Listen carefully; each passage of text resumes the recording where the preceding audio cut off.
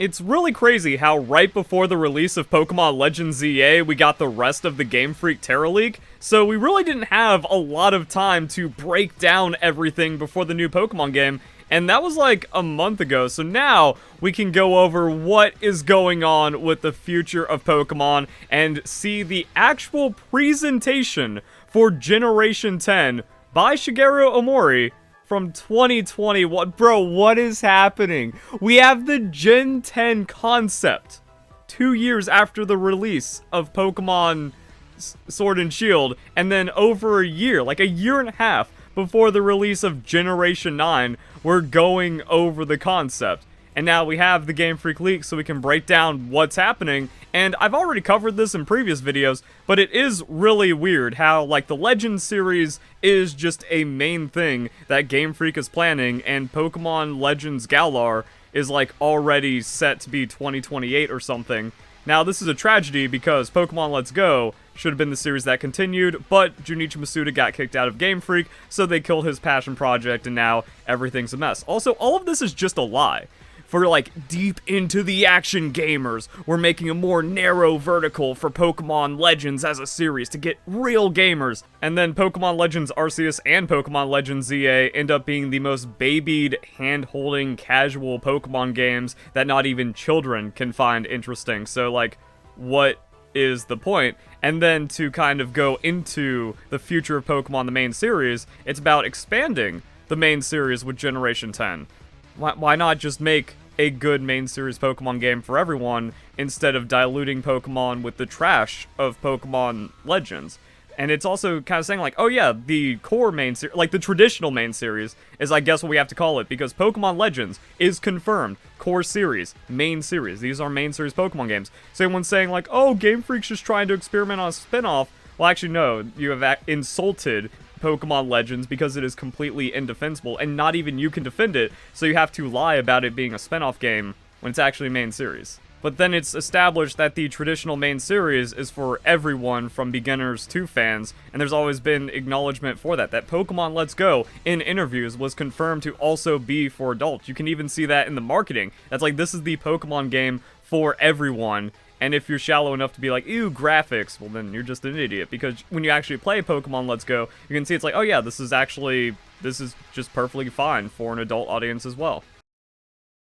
It also aims to expand the scope of play through online communication, and that's a really big thing, because if you have online, competitive, and ranked that actually matters and isn't a complete joke like Pokemon Legends ZA, and then with Pokemon Legends Arceus, it's just non-existent, then you can get a wide audience that includes everyone, and then you can get real gamers and competitive players into the main series, which is what Pokemon already had, but then they split that up for Pokemon Legends for no reason. Also, like, this right here is just a lie, delving into the worldview and history by destroying and throwing away the established history of the Pokemon world to have some kind of crappy fanfic take its place, because again, it's all in spite of Junichi Masuda, and it deliberately destroys what Pokemon is about with the Pokemon Legends series.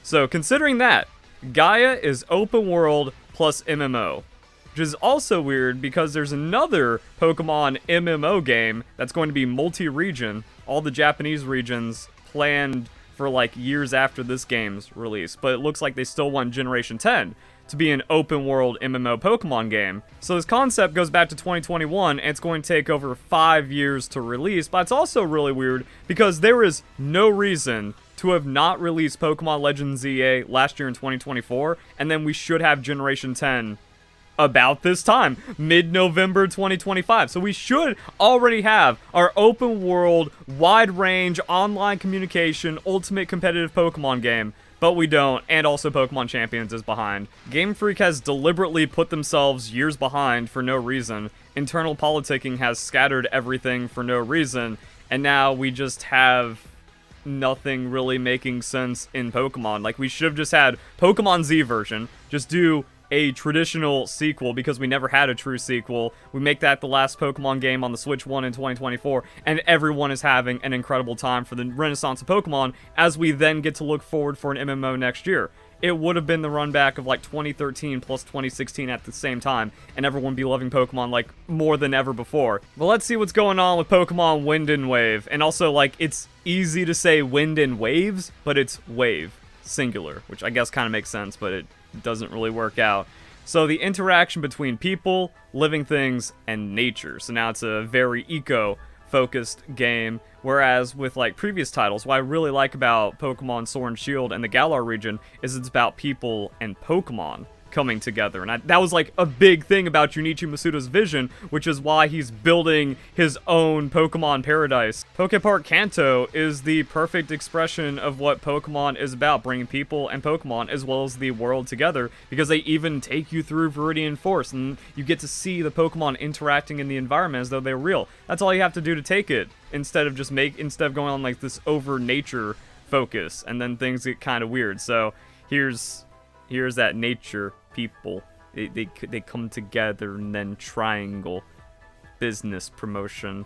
So we got sea and wind, strengthening natural expression, weather expression. So weather is going to be a really big element of the game. Pokemon wild expression, finally.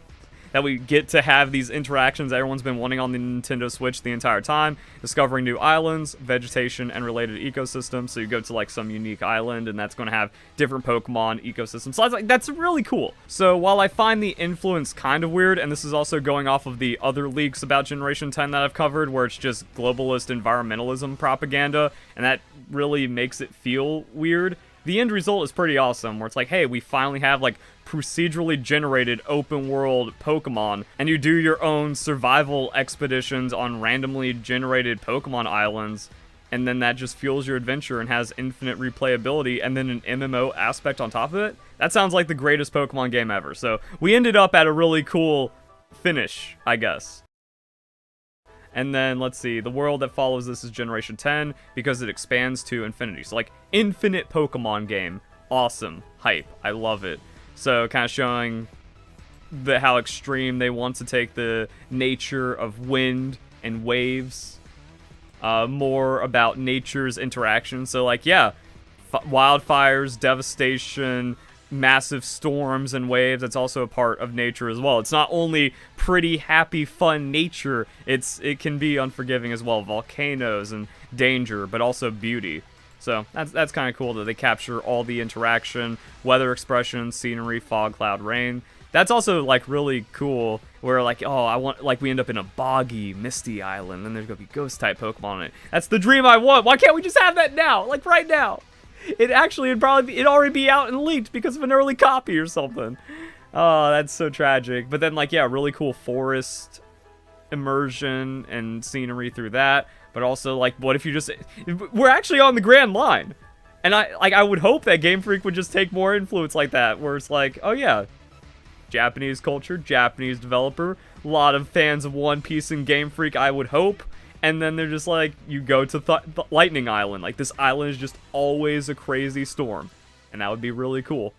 And then just other, like, nature and beautiful things, but also really cool reefs and water exploration. Interaction between humans and nature. So you have to care about the weather. You have to care about just going around and exploring. That's funny that they even credit the stock photo that they use for the presentation. They want this. They want you to just go bushwhacking through as though you are some kind of expeditionist. Fine, cool. And then, like, really every aspect. They want to capture every aspect of the adventure, of the eeriness, and the little things to bring it together. So that is, like, really cool. And then living organisms and humans. So this also goes in, like, Poke Ride feature and stuff we've seen. Don't know what that picture of an elephant is there for. We've already actually seen this with how you ride Sharpedo and stuff. So getting attacked by wild Pokemon also seems to be a thing.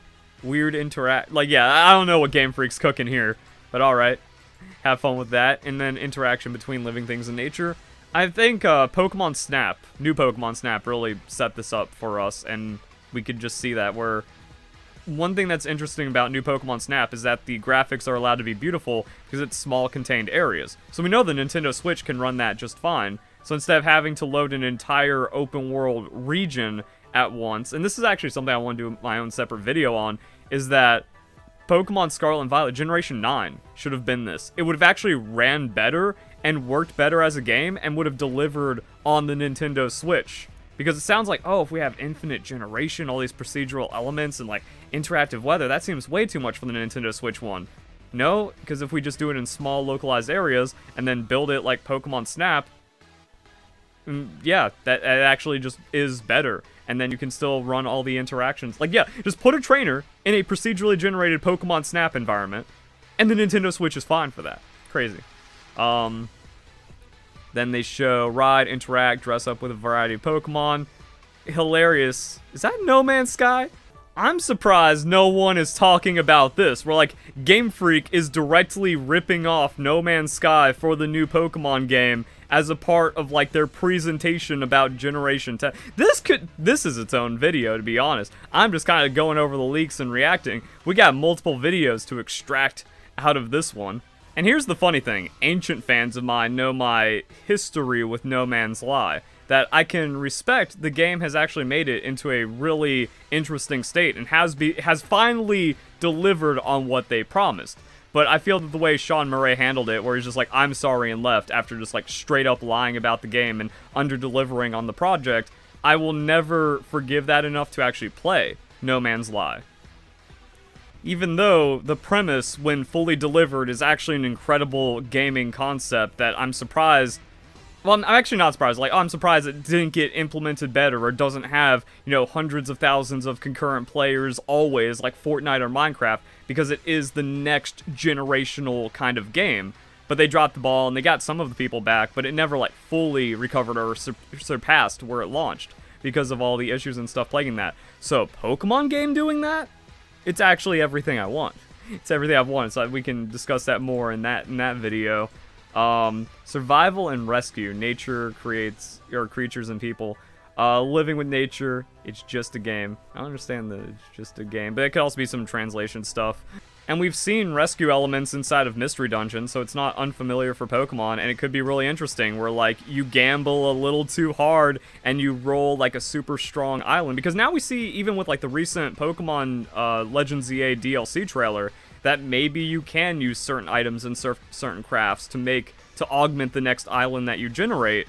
And if you go a little too hard and you run out of resources and you're just stuck there, you either probably just bounce back to, like, the main island and try again, or you can call for a friend and then push through it and then, like, capture strong Pokemon and overcome that challenge and procedural and, like, get some good progression inside of that.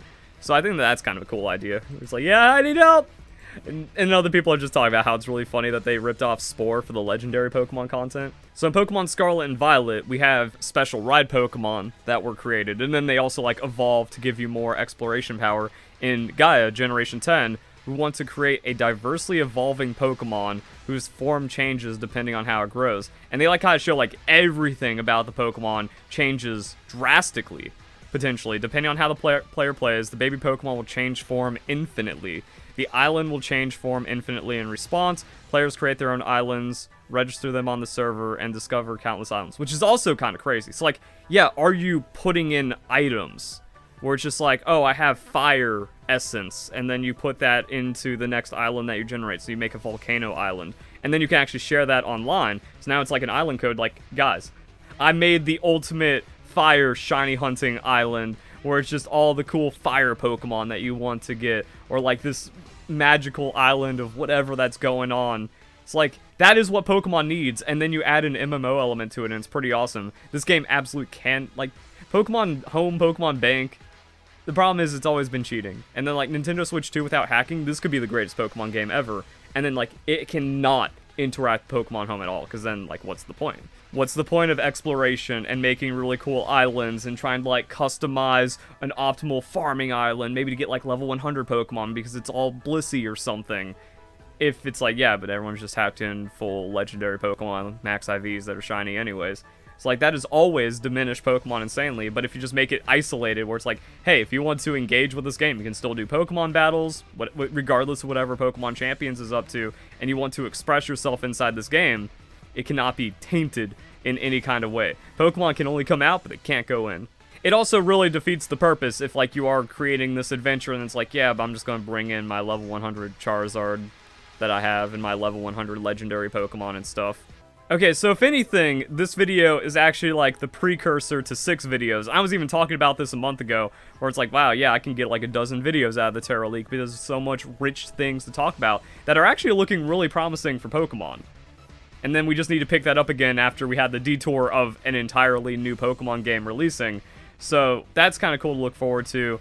But But even this part right here, like, we haven't really talked about the legendary Pokemon, the seed that changes your adventure. And then whenever you've done enough tasks and you've had enough adventure, the seed is ready to go to the main legendary island. Then you progress the story and technically beat the game. But then you just go back into the infinite generation stuff.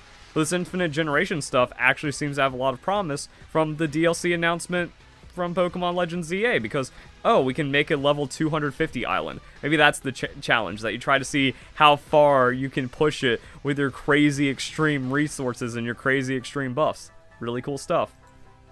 So, collaborate research with each project. So I believe this is about how Game Freak has different groups inside the company that do different things that lead to different game development pipelines and stuff. So they want everyone together on this. They want a group making it to where, like, yo, we need MMO level of stuff with the servers, and you guys need to make that happen. So, like, you make it small scale, and then we scale it to large with everything else. We need someone to be able to... We need a team for just terrain creation, for just the ability to handle all the procedural stuff, all the environmental elements. And then also, we need generative capabilities as well to make the entire Pokemon game. And then we need the Gaia team to bring it all together and make it work. And, like, server registration. It's like, there's so much that isn't being talked about. And I clicked off, and now it's a mess. There's so much that isn't being talked about the Gen 10 leaks, because every PokeTuber, every influencer that covers leaks is such a fraud. They don't understand anything. They only know fake information. They don't realize all the stuff that is coming together for this game. And then even more, so local and server cooperation, so colorful Pokemon, island, all this stuff, mixes, different players with their different islands on the server. I don't get that. And an infinitely expanding world. So, like, that's cool. That could be an island that you get, and then the next one is its own whatever thing.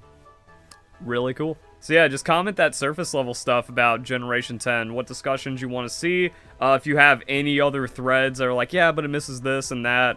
And it's really hard to tell now, because, like, Centro, they got cease and desist from Game Freak, allegedly, and some of their posts got copyright, so I don't know where to find all of the information anymore a month later, and then, like, what other information has come out, and then all the other details beyond the PowerPoint presentation, so we can all bring it together and really talk about what's going on for Pokemon. But there we go. Hope you guys enjoy the video. Hope you all have a nice day. Thank you very much for watching.